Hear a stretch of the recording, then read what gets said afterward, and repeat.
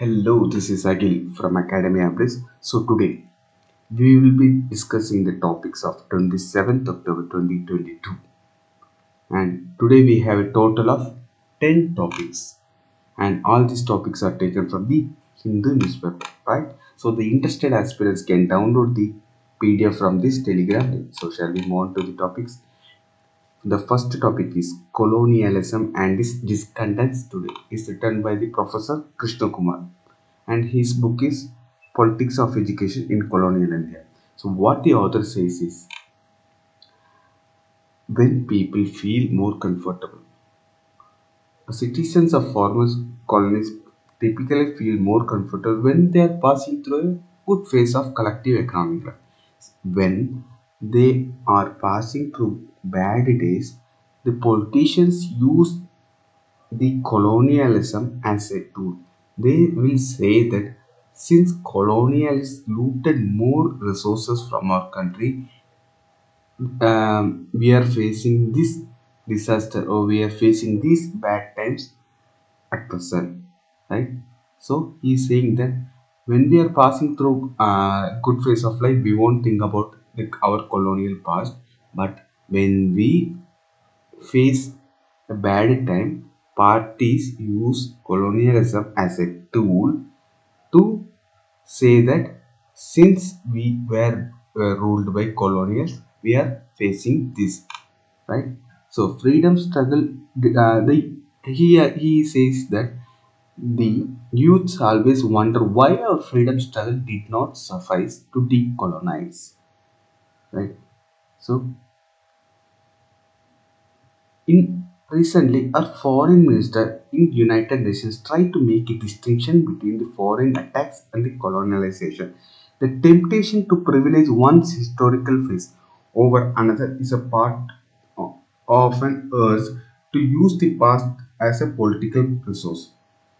Yeah, what they are saying is, once upon a time, we were the largest economy, or we were the largest ruling, or we had the largest GDP, we had the largest wealth all over the country.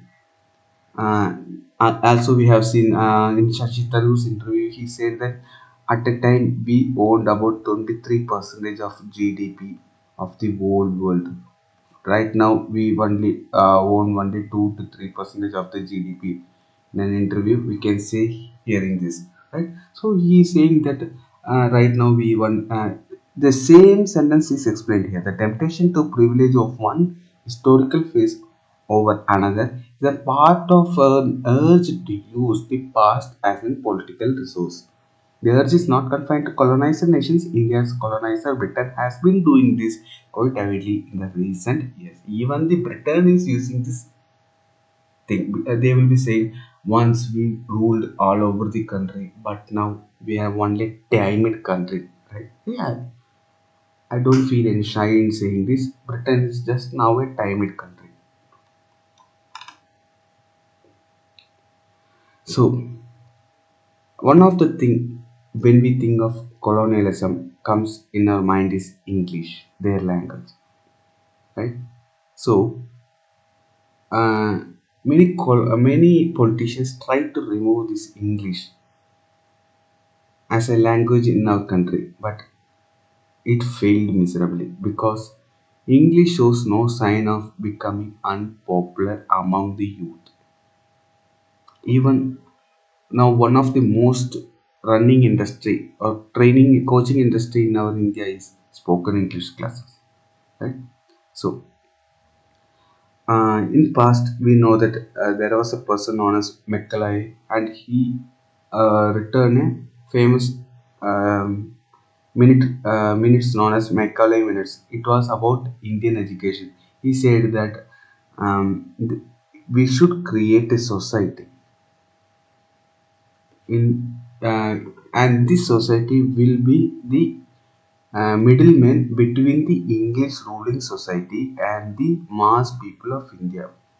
They will be in by color and by their social activities they will be Indians, but by English they by the language English they will be the Englishmen. He intended to create such a society. Actually, it is this society is for creating a class of clerk society to help the British Empire, right? So the history of education in colonial India was not much affected by Macaulay's famous work. His racist ideas and the policies implied in his analysis of the Indian situation were too flat to be much use for British administrators in charge of education in different regions. So, there's a prime reason why decolonization remains so elusive. The various Indian discourses of the later half of 19th century shows that why it is difficult to paint colonial education in a single color. Majority as a nationalism has picked up English as a decolonization plan. Fool is what he says is we should not use English as a decolonization tool. Even many freedom fighters in that time itself has appreciated English as a good sign or good English as a tool for bringing up low caste peoples. Even Fule appreciation of English language was grounded for its potential to wipe out discrimination against the lower caste. It can be used as a social tool to bring up people in the lower community. Nationalism is a fine guiding spirit of progress but seldom proves accommodative enough to denounce the diverse legacies of the colonialism. When a clarion call is made to overcome the colonial mindset, it seems inspired by the colonialism itself. What he is saying is when there is a call to overcome the colonial mindset, it is inspired by colonialism itself. Within education too, anti-colonial voices have taken so many twisted turns that school-going parents or child does not quite know whom to believe or follow. So, right now, many politicians and many educationalists are in the education field who are having a view of anti-colonialism. So, there are some people who says that this colonialism has given some good advantages, such as Krishna Kumar, this person Krishna Kumar, who says that English is a good language, right? So, and some person says that English should be removed. So, teachers and the parents are quite confused whom to believe or follow. It stands remains. Colonialism rule is a faint collective memory now. Yeah, right. We have crossed 75 years of independence. Though many of its icons has been removed or replaced, the stamp on governance remains intact. So we'll be moving on to the next topic. So at the final, what he's saying is the fear of state and the state's distrust of the citizen ought to be the prime agenda for anyone pursuing decolonization. Right? So we will be moving on to the next topic. Making sense of an outreach to Pasmanda Muslims. So who is Pasmanda Muslims and why our Prime Minister has made a special appeal to outreach to Pasmanda Muslims, right? So we know that there is a caste system among Hindus, but commonly it is not acknowledged among Islam, right? So in in Muslims, we know that the Indian Muslim communities are stratified among three lines. One is Ashrafs, elite class, Agilaf, backward class, and Arsal, most backward class. Three classes: Ashraf, Agilaf, and Arsal. According to the estimates, Ashraf constitute about 15 to 20% of Muslim population, and those who are left out means after Ashraf left out is Ajilaf and Nassar are said to be Pasmanda Muslims. And these people is a collective explanation of Ajilaf and Nassar. It constitutes about 80 to 85%. These people are having professions such as barbers, weavers, potters, fakirs, beedi workers. No? So Pasmanda is not a caste, but it is a class which is representative of backward and subjugated caste. Right? So first it highlights the anomalies of the political. So as you have seen in the topic, why Prime Minister is advocating it. One of the reason is he's a politician and he wants vote bank, right? So first it highlights anomalies of political underrepresentation of deprived groups in the Muslim community. Second brings issues related to the development of orphan officers with issues of pure sentiment. This is in line with the Prime Minister's address to the Muslim community. First he want to uh, there are many reasons why I say why prime minister means it's a political motive. It is also a reason, and there are also other reasons. It highlights the anomalies of political underrepresentation of deprived groups. Second, related to development of forefront issues of pure sentiments. These people have been neglected for so much years, and their sentiments are being respected right now. This is in line with the Prime Minister's address to Muslim community at the centenary celebrations at Aligarh Muslim University, right, in December 2020. So he also highlighted women's education, economic independence, entrepreneurship, employment, and played down the compulsions of ideological differences. The country is progressing in the path where none can be left behind the religion. Third, it fits in the Prime Minister's Sabka Saath, Sabka Vikas, Sabka Vishwas, Sabka Prayas. Lastly, suggests an acknowledgement within the BJP that accommodation of religious diversity should be an important consideration for national party in a political democracy such as India. So also for peoples for underrepresented peoples, he also made many initiatives or many schemes such as Pradhan Mantri Jan Dhan Yojana, opening a bank account, or Pradhan Mantri Ujjwala Yojana, giving free cylinder or giving free cylinder for a free gas filling for limited time. Faces or identities of beneficiaries are irrelevant, giving subsidy, right? The Paswandas, an economically marginalized class, forms a specific category of beneficiaries under these schemes. In unofficial figures, Ujjwala Yojana in Uttar Pradesh shows that economically backward Muslims have benefited in a great proportion than their population. So shall we move on to the next topic, an unkind hack. So the government recently introduced the returns of handful of small saving instruments. So according to the market rate, government will decide the uh, in returns, means percentage of returns um, of the saving accounts. So government has hiked according to the market rate 0.1 to 0.3 percentage of returns recently.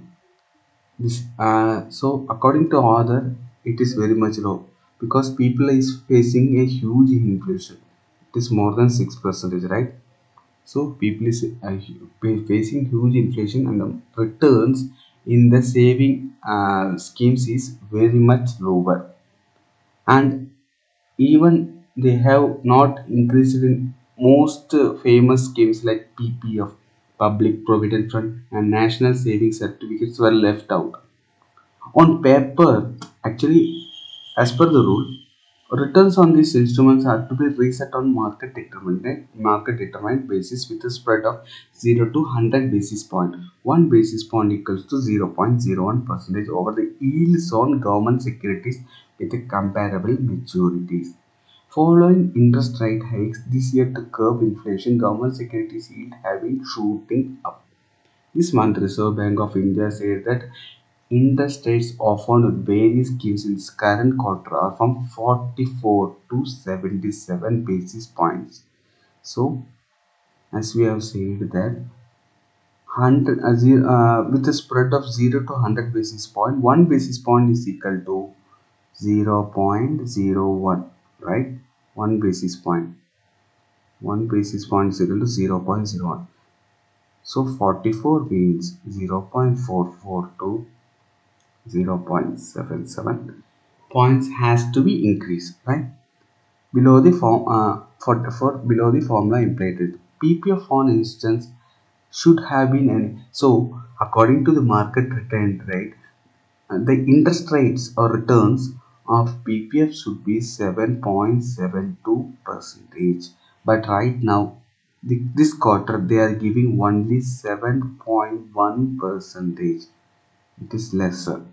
It is noteworthy that central bank, which usually publishes the formula-based small savings every month or two, had not spelt them on May or September. Although it did note in August, the spread between the current rates and formula-based rates have turned negative for the most fields. So it has been turning negative, right? It should be 7.72, but it is only about 7.1 percentage. For households that have been grappling with 6% inflation since January, punctured by few months of 7% plus price rise, these major higher rates are far enough from lift sentiment. Bear in mind this also about purchase. So sharp cut in range of 0.1 per. So okay, I'll read this. Bear in mind, this was the first change in these schemes in 77 months. Actually, government has to revise and every quarter according to the market relevant data, market relevant returns. Actually, as per the market data, it has to be changed. As per the market rate, it has to be changed, the returns has to be changed. But here you can see that in last 27 months now only they have changed. That too after sharp cut in range of 0.5 and 1.4 percentage across schemes introduced in April 22. Even um, even before this quarter, there has been a sharp cut like 0.55 and 1.4 percentage. But now they have improved according to the market rates. So this topic is useful for economics in mains exam. I hope you have understood this. If you have any doubt, please write it in the comment box so that I will make another short video of this particular topic, so that I will make sure that you understand this topic, right? So next topic is improving access to the entertainment content. So this person Rahul Bajaj says that in the entertainment field, means in the cinema field, usually we see a film, and these films are good for the normal peoples, but the handicapped persons or personally disabled persons can't view the films as we view the films. Some peoples may be blind, or some peoples may can't hear, right? So government has to step up the efforts, or the industry also have to step up the efforts, so that it is friendly to these peoples also, right? So there is a lot of potential in this field, and it will improve access to the entertainment content. Yeah, if they improve in this field, definitely a lot of people who are having disabilities will come and watch the industry, will come and watch the movies, and definitely they will gain, right? And it will be also ethical, and it will also be they will also get a good profit from this, right? So the two important tools that can help entertainment content disabled friendly are audio description and subtitling. So few people can't watch, right? So if they can't watch, we can create a program, or we can create an app so that uh, uh, they can. So for example, recently there is a film released known as KGF, and it is in Kannada film. So I am residing in Karnataka, and I am going and watching this film, and it is in Kannada, so I can't hear, right? But I can see. So now I will be switching on an app. In that app, it will play in Tamil at the same time as I am watching in the screen. So it is a dual benefit, right? I can see the movie also, but at the same time I can hear the story in Tamil also, right? Similarly, many movies do not use subtitling. They will be using subtitling only for the English language or the languages used apart from that state, right? So they can also use a subtitling. So the Rights of Person with Disabilities Act provides guidance to the remedy this issue. So there is a right known as Rights of Persons with Disabilities Act provides guidance. Section 29H of the Act requires appropriate government to take measures to ensure that persons with hearing impairment can have access to the television programs with sign language interpretation or subtitles. So in many news channels we have seen the people will be presenting on the left side and people on the right side will be using sign language for the persons with the disabilities. So this is one of the provisions or one of the guidance that has been given in the section 29H of Rights of the Persons with the Disabilities Act. So here, in a panel discussion co-hosted by VD Center for Legal Policy and Billions Readers Initiative, I moderately discussed that um, these initiatives has to be initiated. What initiatives? These initiatives, right? So Saksham has pioneered, this company has pioneered audio description for films in India. As I have discussed earlier, I can see a movie in Tamil audio by switching on this app, Saksham app. It has developed an app called Excel Cinema. This app, right, which syncs audio described tracks with the movies. So the user can hear the audio description of the movie in the theater at the same time when the movie is being showcased. So steps towards inclusivity. Film producers do not think there is a large demand for audio description in India. The voice of the users with disabilities asking for audio description is still noted. So the film producers are not interested in producing these types of apps like Excel Cinema, and they are even if they hear such suggestions, they are neglecting it because they think it is not profitable, right? So studios must realize that making disabled friendly content is the right thing to do morally, legally, and commercially. Second, production houses may lack the know how. Actually, as in today's world, maybe producers don't have the enough technology to produce apps for these problems. Human resource or adequate lead time, right? User organization must undertake targeted interventions to sensitize filmmakers and engage in capacity building initiatives. Third, civil society groups must draw on court system to translate written legal guarantees. Even they can use legal system to make this compulsory because it's a right of the certain peoples. The principal authority of grievance redressal set up under the RPW Act at the central level is the Court of Chief Commissioner for the Persons with the Disabilities. On pursuing the recommendations issued by the CCP in last 12 months, I could not find a single recommendation that relates to making entertainment content disabled friendly. Citizens with the disabilities must demand because it's their right. Even government has formed commissions, commissions of persons with the disabilities, right? Because it's their rights. They can demand filmmakers, government, and other platforms to make entertainment ecosystem disabilities people's friendly system, right?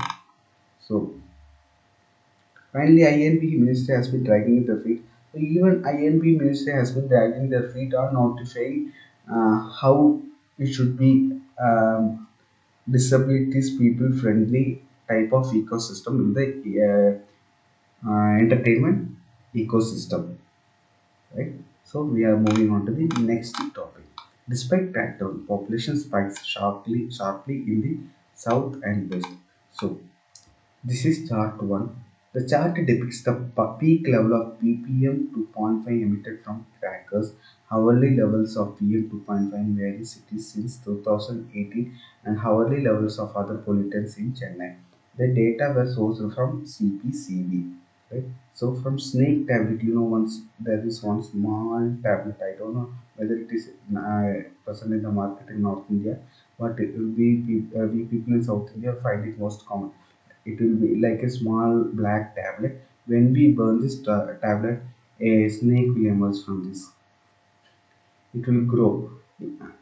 Apart from the growing snake, there will be a huge level of smoke, and this smoke releases PM 2.5.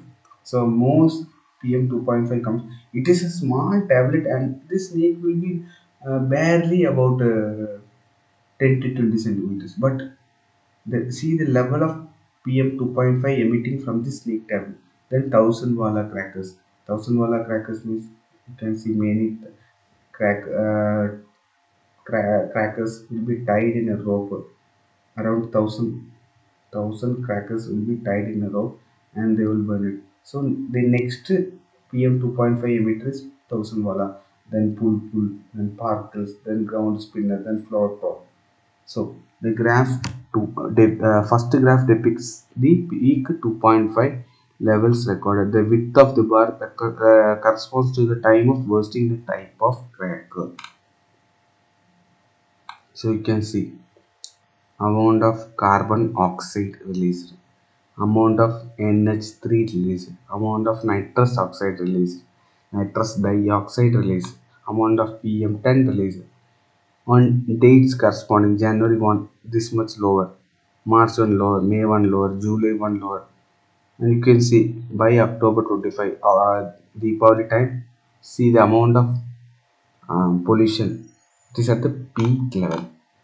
Graph 2 shows the PM 2.5 levels in microgram per meter cube recorded every hour from January 1, 2018 and October 5. So it has been recorded from January 1, 2018 and October 25, 2022 in measuring station across selected cities. Each dot corresponds to average PM 2.5 level in an hour. The higher the dot, the more of pollution corresponds to Deepavali days. So these are the Deepavali days, and this red one is our latest Deepavali. So you can see the amount. Uh, it is in an increase stage, right?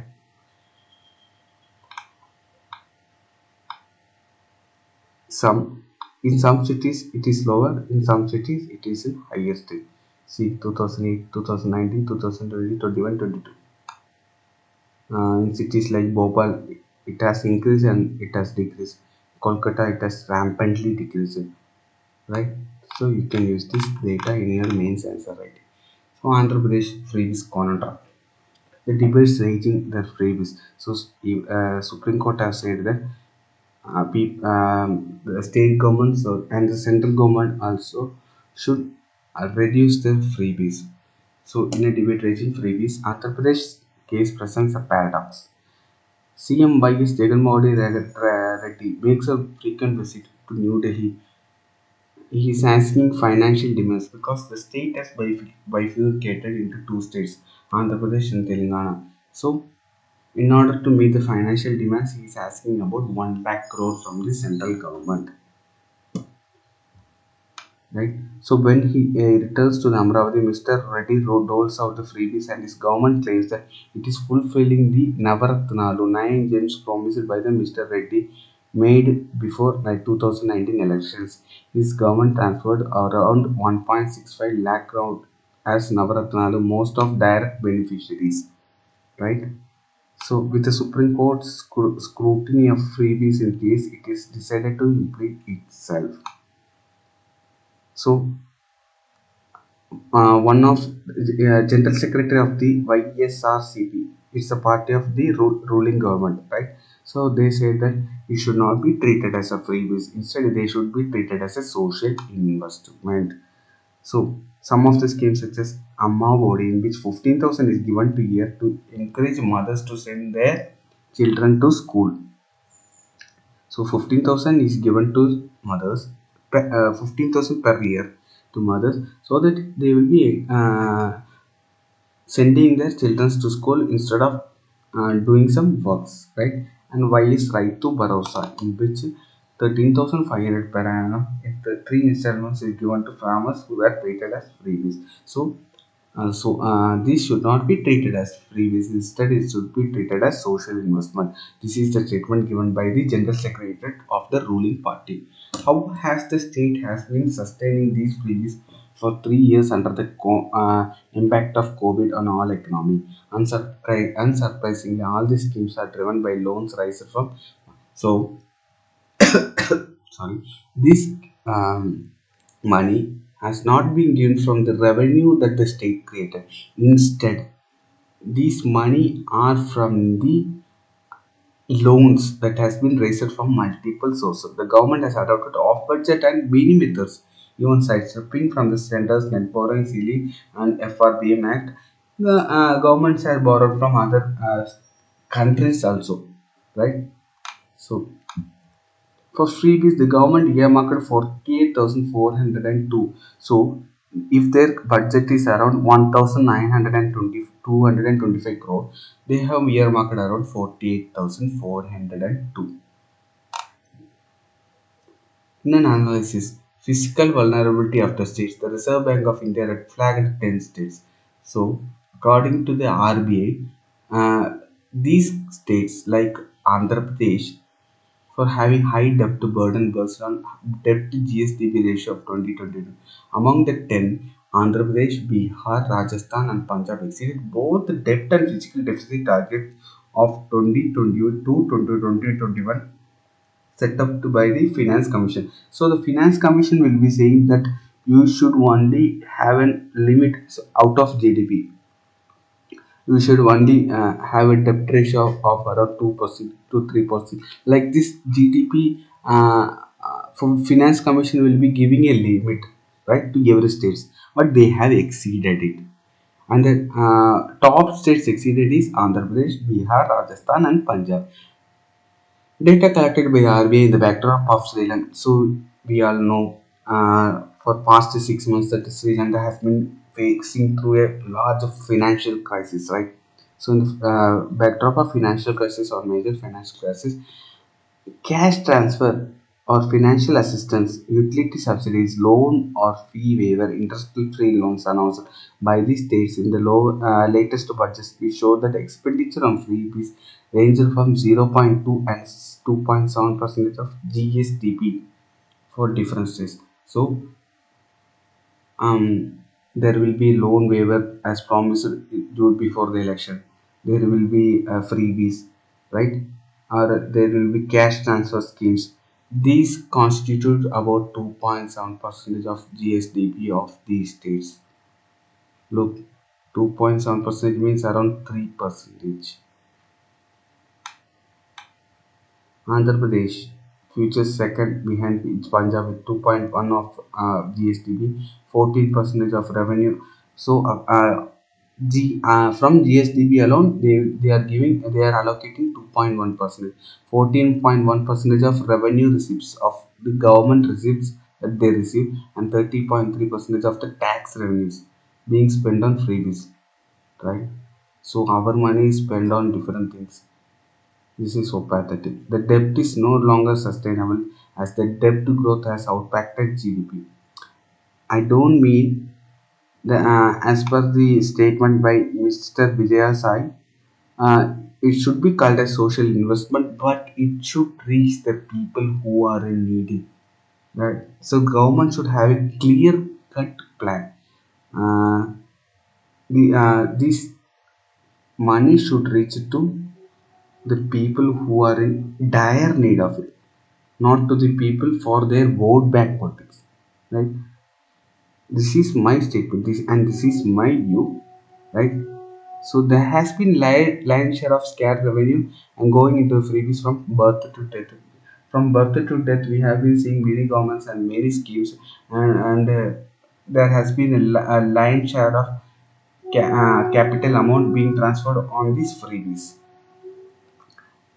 They would object to a government rolling out freebies to a large section of population with the sole motive of winning elections. This is what I say though. It should be done for the people who are in dire need of it, not for mere winning elections. I right. So I'm not moving on to the politics. It will be very bad, right? So I'm moving on to the next topic. Firms call for industrial investment. So, what our finance minister said is our industry has a huge potential. Do you know Ramayana? In Ramayana, Lord Hanuman thinks that he doesn't have strength, but he has a huge potential.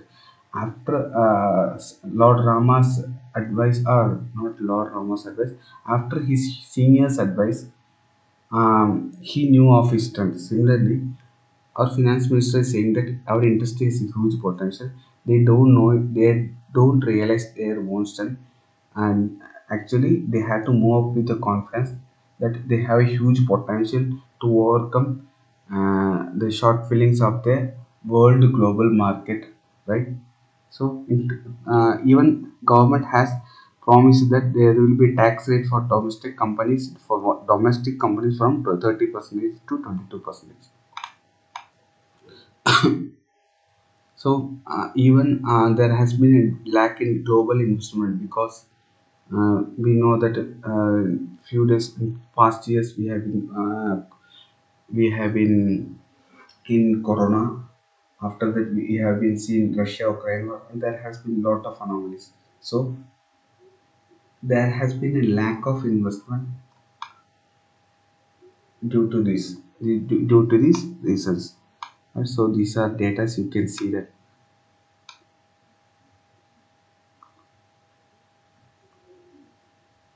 So even the author is saying that the capital expenditure by the government is precursor to the private investment. If the global investments are in a slack or on a decreased condition, government should increase its capital expenditure. Right now government is doing it. Actually government is increasing its investment on the invest on the infrastructure sectors, right? So when we develop these infrastructure sectors, automatically it will develop the industrial sectors, right? So this is all what this topic is about. The CMAIE Consumer Sentiment Index is still below. So I think this topic we have discussed already. According to the CMIE index, consumers confidence is in a low condition compared to the pre-pandemic level, but it is far higher than what has been seen from 12 to 18 months ago.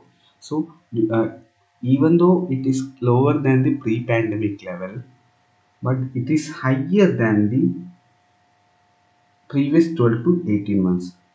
Data for quarter 2 indicate the aggregate demand remained buoyant, supported by the ongoing recovery in private consumption and investment demand. So, we will be moving on to the next topic. Recently, GEAC gave its note for the commercial cultivation of GM mustard yet again. So, GEAC, Genetic Engineering Appraisal Committee, it comes under Union Environment Ministry. So, this is the apex committee for clearing any cultivation of GM, any GM related materials. So, recently they have approved for commercial cultivation of GM mustard yet again.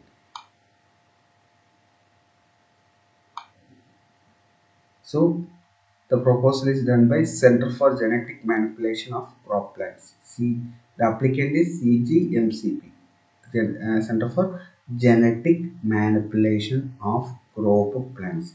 I'm reading it once again so that it will be imprinted in your minds, right? A GEAC meeting held on October 18 allowed the environmental release of two varieties of genetically engineered mustard so that it can be used to develop new parental lines and hybrids under the supervision of ICAR. So, what is the name of new commercial mustard plant. It is known as Dara mustard hybrid DMH11 for a seed production. As per the rules of ICR, they will be testing it, right? So external experts will also visit the growth sites of crop at least once during the each season. And the DNA fingerprints of the approved varieties. The applicant should also develop and deposit the DNA fingerprints of the approved varieties to the ICAR. So ICAR is a institution which will be supervising the testing of GM crop plants in the test field. So we will be moving on to the next topic. ISRO to boost Navy. Widen under the base of location system. So what is meant by Navy? We all know we'll be all using a common app during our transports. Google Map. So in this Google Map, we'll be using a system known as GPS, and this system GPS means Global Positioning System is a system developed by United States of America, and mobile phones are still using the GPS system in our country. So our country's satellite system ISRO has developed an indigenous system known as NAVIC, and our government has also said to mobile industries that they should also adapt to this NAVIC system by 2023, right? But even now we have NAVIC system.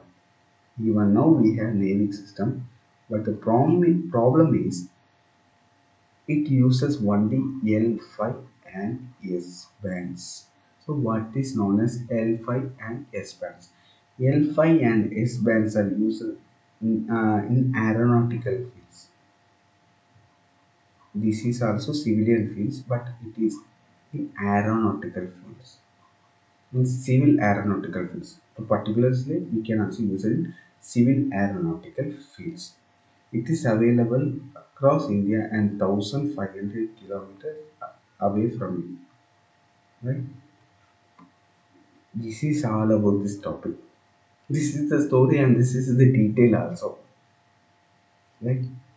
So, in order to make the navic system global, as GPS is global system, in order to make this global, India has to place many satellites in the lower Earth orbit, which gives the navic system, navic satellite, which gives a navic data, right?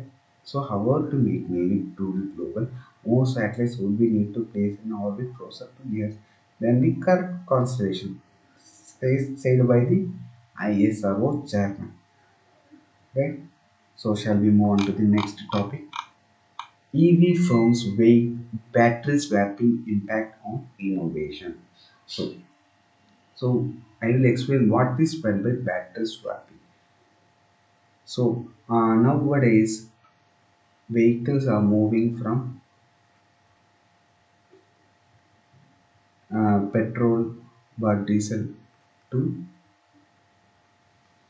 electrical, right? So electrical means we will be having a battery inside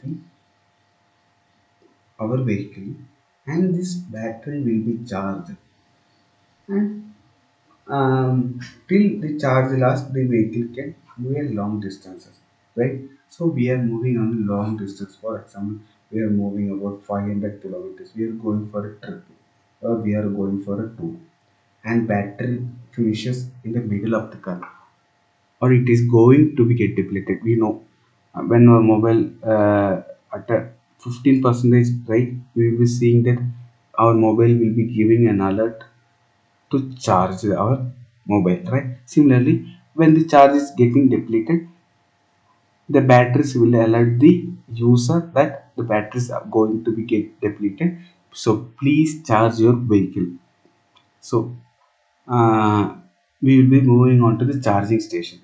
At charging station, and right now we can see that when our mobile is getting about 15%, we have to charge about 2 hours, to get about 100% fully charged, right? So similarly, if we have to charge this battery for, so for a small mobile itself, it has to take about 2 hours, and for a car like this, if we have to take, it will surely take about 5 to 6 hours, right? I don't know, maybe longer. It will take more time to charge. So they developed a new concept known as battery swapping, similar to our gas cylinders. We don't have to charge for a long time. Instead, they will take this battery out and they will have a 100% fully charged battery. They will place it and you can take a vehicle. This is known as battery swapping. So it hardly takes about 5 to 10 minutes, right? You have to wait in the queue. They will come, they will take your battery out, they place a fully charged battery inside the car, and you can continue your journey. So this is known as battery charging. So here, government has given a few draft policies regarding this battery swapping, but still there is a lack of clarity, because we need to have a standardization in this. Means the battery should have a same length, or battery should have the same charge, and battery should have the same liquid fuel, or a fuel inside this. It should have same parameters. Then only we can place another battery, or it will create some problems, right? So there should be have a standardization, and the draft policies lacks in the standardization. This means huge standardization of swapping stations in terms of size, technology, and backend. After standardization, it will have a huge profit or huge demand, but still our technology is lacking in it. So this topic is all about standardization of the battery in the battery swapping, right? So this is all about this topic. Thank you. And I will be uploading 20 current affairs also in today itself, right?